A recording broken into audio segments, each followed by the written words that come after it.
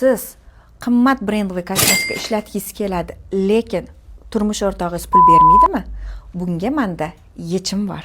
Hozir sizlar bilan juda qimmat brend bo'lgan va narxi $45 bo'lgan yaltiroq tenimiz bilan 2-3 baravar desam emas, 5 baravar arzon bo'lgan tenni solishtiramiz. Bu ten ho'l effekt berar ekan qizlar va har bir bloger, beauty bloger, butun artistlarimizda xuddi shu ten haqiqatan chiroyli. Endi sizlarga narxi 4-5 baravar arzon bo'lgan Art Visajdan 33-nomerlik teni bilan sinaymiz.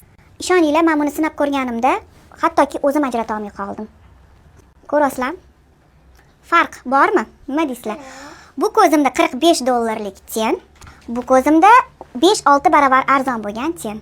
Beauty sohasida bundan-da ko'p narsa bilishni xohlasanglar, sahifamga obuna bo'lib qo'yinglar. Axir Dildora Tojiboyeva hamma yoqda. Ha, aytgancha, keyingi safar qaysi qimmat brendni analogini ko'rishni xohlaysizlar? Kommentariyada qoldiringlar.